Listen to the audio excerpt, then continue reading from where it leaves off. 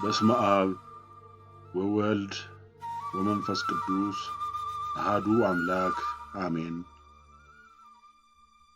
ግንቦት 26 ቀን 1992 ዓ.ም ከ24 ዓመታት በፊት ልክ በዛሬዋ ቀን የፊደል ገበታ አባት አርበኛው ቀኛዝማች ተስፋ ገብረስላሴ ያረፉበት ዕለት ነበር።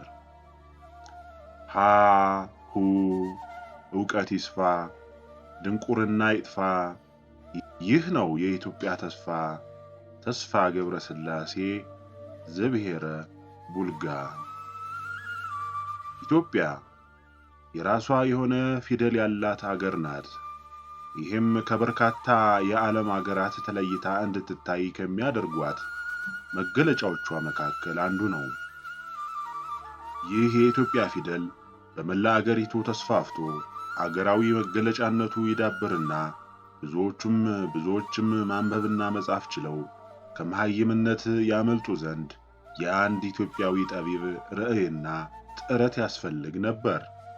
ይህ አርቆ አሳቢ ጠቢብ ቀኛዝማች ተስፋ ገብረስላሴ ይባላሉ። ታኅሳስ 24 ቀን 1895 ዓመተ ምህረት ሰሜን ሸዋ ቡልጋ ውስጥ አክረሚት በተባለ ስፍራ በመምህር ገብረስላሴ ቢልልኝና ወይዘሮ ስዕለ አብ ወልደ ሚካኤል ቤት ይችን ዓለም የተቀላቀለው ልጅ ተስፋ የሚል ስም ተሰጠው። 4 ዓመት ሲሞላውም ከአባቱ እግር ስር ተቀምጦ ፊደል መቁጠር ጀመረ። የሕፃኑ ተስፋ ወላጆች አራሽ ገበሬዎችና ከብት አርቢዎች ስለነበሩ ተስፋ እያደገ ሲሄድ ከትምህርቱ ይልቅ ወደ ከብት ጥበቃው እንዲያተኩር ተደረገ። ተስፋ ከትምህርት ይልቅ ከብት ጥበቃ ላይ እንዲያተኩር መደረጉ ያልተዋጠላቸው የተስፋ አያት መሪጌታ ቢልልኝ ተስፋን እንዲያስተምሩላቸው መምህር ገብረአብ ለተባሉ የቤተ ክህነት ሊቅ ወስደው ሰጧቸው። መምህር ገብረአብም ሕፃኑን በደስታ ተቀብለው ንባብን፣ ዳዊትን፣ ውዳሴ ማርያምን፣ መልክዓ ማርያምን፣ መልክዓ ኢየሱስና ሰዓታት ዘሌሊትን አስተምረው በድቁና አስመረቁት። ተስፋ ድቁናውን ከተቀበለ በኋላም በአክረሚት ሚካኤል ቤተ ክርስቲያን ማገልገል ጀመረ። የተስፋ አባት መምህር ገብረስላሴ ከቅስና ሙያቸውና ከግብርና ሥራቸው በተጨማሪ በትርፍ ጊዜያቸው ከእጽዋት ቀለም እያነጠሩ ለጸሎትና ለአብያተ ክርስቲያናት አገልግሎት የሚሰጡ መጻሕፍትን በብራና ይጽፉና ያዘጋጁ ነበር። በጊዜው ግብር የሚከፈለው አዲስ አበባ ነበር። ግብር መክፈያ ወቅቱ ሲደርስና ነጋዴዎች እንደሚመጡ ሲያውቁ ነጋዴዎቹን ከኋላ እየተከተለ እነርሱ ሳያዩት ወደ አዲስ አበባ ተጓዘ። ነጋዴዎቹ ብዙ ርቀት ከተጓዙ በኋላ ተስፋን አዩት። ወደ ኋላ እንዳይመልሱት ብቻውን ሊሆን ነው።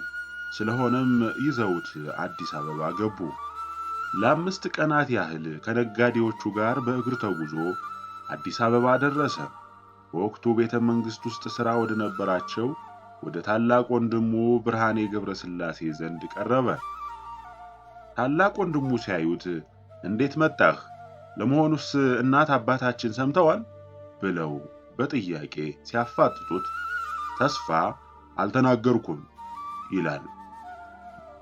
በል አሁን ገብተህ ረፍና አብረው ከመጡት ሰዎች ጋር ትመለሳለህ ብለው አስገቡት።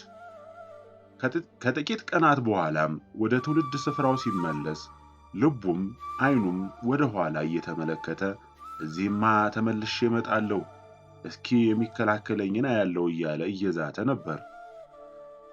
እንዳሰበውም አልቀረም። በ1909 ዓመተ ምህረት ተመልሶ ወደ አዲስ አበባ ሄደ። ታላቅ ወንድሙ በል እንግዲህ ልብህ አላረፈም፣ መልሼም አልሰድህም፣ አንድ ክፍል ቤት አለችኝ፣ እዚያች ረፍና የምትፈልገውን ትሰራለህ አሉት። ከተማውን ከተለማመደ በኋላም ተስፋ ራሱን ለመቻል ሲል ሱቅ በደረቴ ሆኖ ሥራ ጀመረ። መርፌ ቁልፍ፣ ምላጭ፣ መፋቂያና የመሳሰሉትን እያዞረ ይሸጥ ነበር። ከዚያም ታላቅ ወንድሙን ብድር ጠየቀ። የ75 ሳንቲም ብድር። በዚያች 75 ሳንቲም በወቅቱ ታዋቂ የነበረ ሽቶ ይሸጥ ነበር። ይህ ሽቶ ከፈረንሳይ በጅቡቲ በኩል አድርጎ ነበር የሚመጣው። ሽቶውን ወደ ኢትዮጵያ የሚያስመጡ ነጋዴዎች ነበሩ። ተስፋ ሽቶውን በ75 ሳንቲም ገዝቶ እሪ በከንቱ ወደሚባል ሰፈር በመሄድ በሰፈሩ ላሉ ሴቶች በትርፍ ይሸጣል። ከዚህ ሽያጭ በሚያገኘው ገንዘብ መጽሐፍ ገዝቶ ይሸጥ ነበር። አዲስ አበባ በገባ በዓመቱ በየካቲት 1910 ዓመተ ምህረት ዘመን ተሻጋሪ የኢትዮጵያውያን ባለውለታ የሚያደርገውን ተግባር አከናወነ። የፊደል ገበታን አዘጋጀ። የተስፋ አባት መምህር ገብረስላሴ ከእጽዋት ቀለም እያነጠሩ ለጸሎትና ለአብያተ ክርስቲያናት አገልግሎት የሚሰጡ መጽሐፍትን በብራና ይጽፉና ያዘጋጁ ስለነበር ተስፋም የአባቱን ፈለግ ተከትሎ የፍየል ቆዳ በእንጨት ላይ በመወጠር እየፋቀ ቀለሙን ከልዩ ልዩ እጽዋት እያነጠረና ፊደላትን በመቃ ብዕር እየጻፈ በማራባት ወገኑን የሚጠቅም ሥራ ያከናውን ጀመር። በዚያ ጊዜ ግዕዝም ሆነ አማርኛ ማንበብና መጻፍ በቤተ ክህነትና በቤተ መንግሥት የተገደበ እንጂ ሰፊው ሕዝብ ዘንድ አልተዳረሰም ነበር። ስለዚህ ለሰዎች መጽሐፍ ቅዱስ በግዕዝም በአማርኛም ካነበበላቸው በኋላ በሉ ግዙ ይጠቅማችኋል ሲላቸው አንተን አብረን ካልገዛን ማን ያነብልናል? ልጆቻችን አያውቁም፣ እኛም አናነብም ይሉት ነበር። በዚህ ጊዜ ነው እንዲህ ሰርቼ እንዲህ ቢማሩ በኋላ የተለያዩ መጽሐፍቶችን እያዘጋጀው እሸጣለሁ እኔም እጠቀማለሁ ብሎ ሩቅ በማሰብ መጽሐፍትን ማዘጋጀት የጀመረው። በ1921 ዓመተ ምህረት ማተሚያ ቤት በማቋቋም ዕውቀት ይስፋ ድንቁርና ይጥፋ፣ ይህ ነው የኢትዮጵያ ተስፋ የሚለውን ኃይለ ቃል አርዕስት በመስጠት ፊደለ ሐዋርያንና አቡጊዳን በሶስት ረድፎች እያዘጋጀ በማሳተም በመላ ኢትዮጵያ ማሰራጨት ጀመረ። በርካታ ኢትዮጵያውያን በተለይም በገጠራማ አካባቢዎች የሚኖሩ ሰዎች ከፊደላት ጋር ተዋወቁ። የዕውቀት ብርሃንን በመላ አገሪቱ የማዳረስ ዓላማ በፋሺስት ኢጣሊያ ወረራ ምክንያት ሊሰናከል በተቃረበበት ጊዜ ተስፋ ራሱ ባዘጋጀው የፊደል ገበታ ተጠቅሞ አርበኝነቱን ጀመረ። ፋሺስት ኢጣሊያ ኢትዮጵያን የመውረሯ ጉዳይ እርግጠኛ እየሆነ በመጣበት ወቅት እንዲህ በማለት ጽፎ ለሕዝቡ አሰራጨ። ከባህር እየወጣ መጣልን አሳው፣ በሰይፍ እየመተርን ባረር እየቆላን ፈጥነን እንብላው። ጥንት አባቶቻችን ምግባቸው ይህ ነው፣ ምነው ያሁን ልጆች ዝምታው ምንድነው? የባህሩ ዓሣ ወጥቶ ከጎሬው አጥማጁ አንቆ እንጂ ስጋውን ይብለው። ከባህር እየወጣ መጣልን አሳው፣ በሰይፍ እየመተርን ባረር እየቆላን ፈጥነን እንብላው። ጥንት አባቶቻችን ምግባቸው ይህ ነው፣ ምነው ያሁን ልጆች ዝምታው ምንድነው? የባህሩ ዓሣ ወጥቶ ከጎሬው አጥማጁ አንቆ እንጂ ስጋውን ይብላው። ተስፋ ይህን መሰል ወኔ ቀስቃሽ ጽሑፎችን እያዘጋጁ በማተምና በማባዛት በመላ ኢትዮጵያ በማሰራጨት ሕዝቡ አገሩን ከወራሪው ኃይል ለመከላከል እንዲነሳ አድርገዋል። ፋሺስት ኢጣሊያ ኢትዮጵያን መውረር በጀመረበት ወቅት አንዳንድ የኢትዮጵያ ባለስልጣናትን በገንዘብ እየደለለች የስለላና የማስከዳት ሥራ ስትጀምር ተስፋ የዳግማዊ አጼ ምኒልክን ፎቶ የጽሑፍ አርማ በማድረግ የአድዋ ጀግኖች የፈጸሙትን አኩሪ ተግባር መድገም እንጂ ለገንዘብና ለስልጣን ብሎ አገርን ለጠላት አሳልፎ መስጠት እጅግ አሳፋሪ ተግባር መሆኑን ለመግለጽ የተረገመ ነው አገሩን የከዳ፣ ክብሩን ነጻነቱን ሀበሻን የጎዳ። ከኢትዮጵያ ጠላት ጉቦ የበላችሁ የት ነው የምትበሉት አገር ሳይኖራችሁ? ከኢትዮጵያ ጠላት ጉቦ የበላችሁ የት ነው የምትበሉት አገር ሳይኖራችሁ? ያልታመኑ ሌቦች ከሹመት ተሽረው አገሪቱን ይምሩ ታማኞች ተመርጠው። የተረገመ ነው አገሩን የከዳ፣ ክብሩን ነጻነቱን ሀበሻን የጎዳ። ከኢትዮጵያ ጠላት ጉቦ የበላችሁ የት ነው የምትበሉት አገር ሳይኖራችሁ? ያልታመኑ ሌቦች ከሹመት ተሽረው አገሪቱን ይምሩ ታማኞች ተመርጠው በማለት ስለ ሁኔታው ሐሳባቸውን በግጥም አቅርበው ነበር። ተስፋ እነዚህንና መሰል ጽሑፎችን እያተመ በብዛት ሲያሰራጭ አገር በመክዳት የተጠረጠሩት ባለስልጣናት ብቻ ሳይሆኑ ወረራውን የሚቃወሙትና የከዳተኞቹን ድርጊት የሚያወግዙት ሹማምንት ጭምር ያጉረመርሙ ጀመር። በጊዜው ይታተሙ የነበሩ ጽሑፎች ሁሉ በጽሕፈት ሚኒስቴር ሳይመረመሩና ፈቃድ ሳይሰጣቸው ማሰራጨት የተከለከለ ስለነበር ተስፋ ገብረስላሴ ተይዞ እንዲቀርብና በየክፍላተ አገሩ አሳትሞ ያሰራጫቸው ጽሑፎችም እንዲሰበሰቡ ታዘዘ። ተስፋም ንጉሠ ነገሥት ቀዳማዊ አፄ ኃይለ ሥላሴ ፊት ቀርቦ በመላ ኢትዮጵያ ያሰራጨውን ስብከት የት ነው ያሳተምከው ተብሎ ተጠየቀ። እርሱም በሊቀ ጳጳሱ አቡነ ቄርሎስ ግቢ ውስጥ ባለው ማተሚያ ቤት ነው ብሎ መለሰ። በዚህም ምክንያት ሊቀ ጳጳሱ ስለምን በብፁዕነቱ ግቢ ውስጥ ወንጀል ተሰራ ተብለው ሲጠየቁ አገራችሁን አትክዱ፣ ከጠላት ጉቦ አትቀበሉ ብሎ መስበኩ ወንጀልነቱ ምንድነው ብለው መልስ ሰጡ። ጉዳዩ እንዲጣራ ተወስኖ ተስፋ በማረሚያ ቤት እንዲቆይ ተደረገ። ወዲያውኑም የፋሺስት ኢጣሊያ ወረራ እየገፋ በመምጣቱ ያለ መንግስት ፈቃድ እንዲህ አይነት ጽሑፎችን እንዳያትምና እንዳያሰራጭ ዋስ ጠርቶ ከእስር ተፈታ።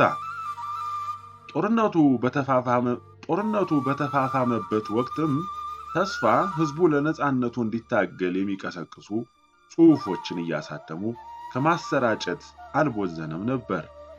ለአብነት ያህል የኢትዮጵያ መንግስትና ህዝብ ባለው መሳሪያ ጠላትን እንዲከላከልና እጁን አጣጥፎ እንዳይቀመጥ የሚያሳስብና የኢትዮጵያ ፋና የሚል ርዕስ ያለው ጽሑፍ እያሳተመ ያሰራጭ ነበር።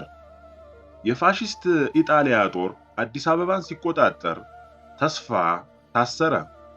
በመኖሪያ ቤቱ የነበሩትን ጽሑፎች ቀደም ብሎ በመደበቁ በፋሺስቶች ዘንድ እንደ ወንጀለኛ የሚያስቆጥረው ነገር ስላልተገኘበት ከእስር ተፈታ። ከእስር ከተፈታ በኋላም ጽሑፎችን በማተምና በማሰራጨት አርበኞችን የማነቃቃት ሥራውን ቀጠለበት። ፋሺስት ኢጣሊያ ኢትዮጵያን በወረረችበት ወቅት ማለትም ከ1928 ዓመተ ምህረት እስከ 1933 ዓመተ ምህረት ብዙዎች በዱር በገደል ሆነው ወራሪውን ኃይል ፋታ ነስተው ታላቅ የአርበኝነት ተጋድሎ ባደረጉበት ወቅት ተስፋ ገብረስላሴ የተለያዩ ወረቀቶችን እያባዛ የአገር ፍቅር ስሜትን የሚኮረኩሩ የአርበኞችን ጀግንነትም የሚገልጹ ጽሑፎችን በከተማ ይበትን ነበር። ተስፋ በመልእክቶቹ አርበኛው እንዳይበተንና ህብረቱን አጠናክሮ እንዲፋለም ከማሳሰብ ባሻገር የአርበኞች ማህበር እንዲቋቋም ሐሳብ ካቀረቡ ሰዎች መካከል አንዱ ነበር። በዚህ ምክረ ሐሳብ መሰረትም የጥንታዊት ኢትዮጵያ ጀግኖች አርበኞች ማህበር በ1931 ዓመተ ምህረት ሊቋቋም ችሏል።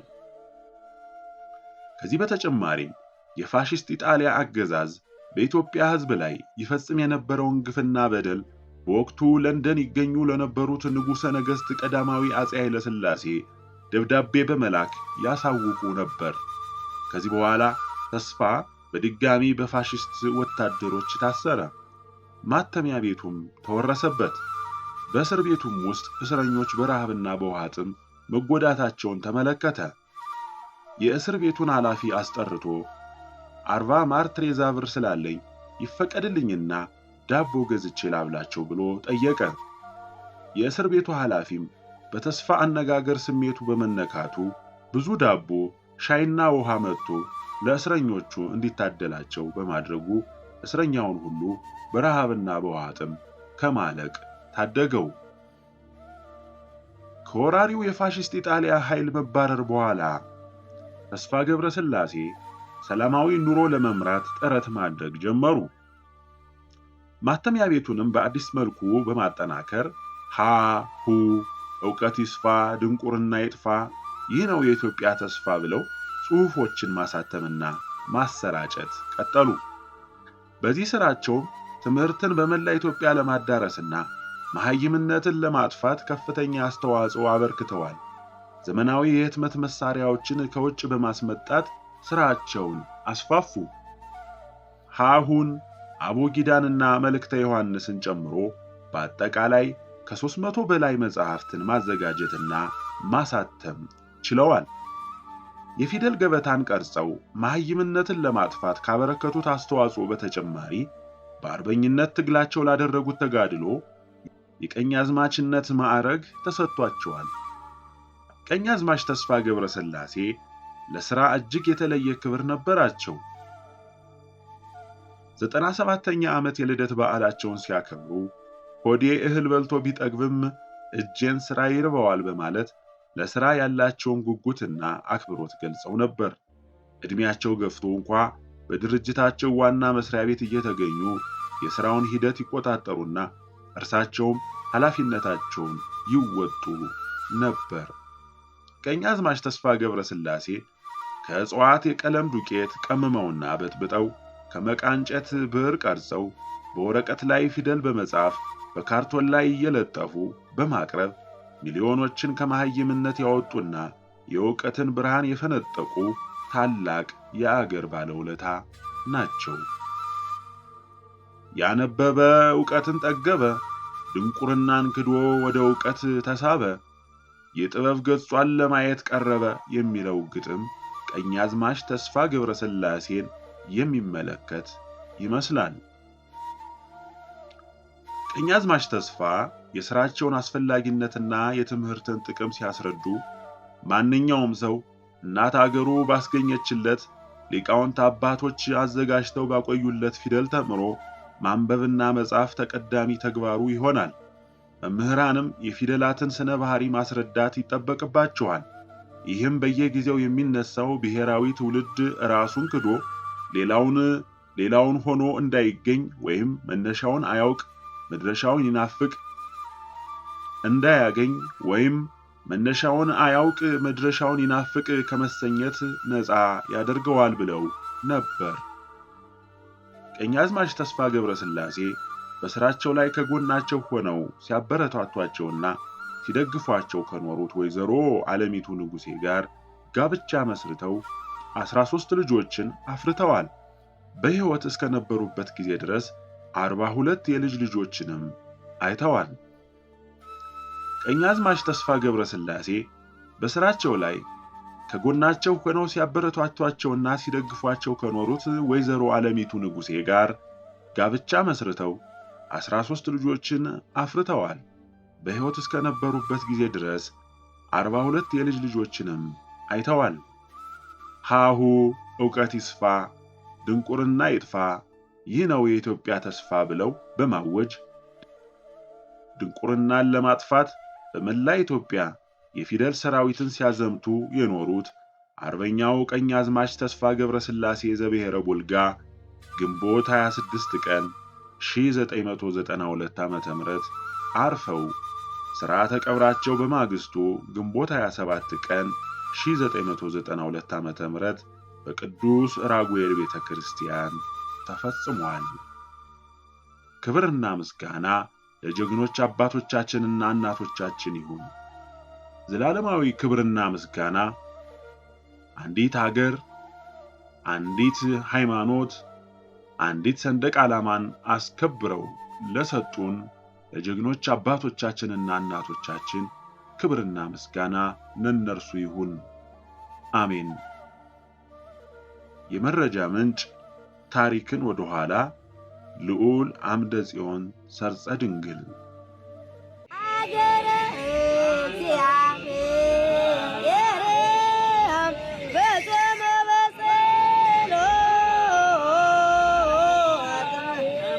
It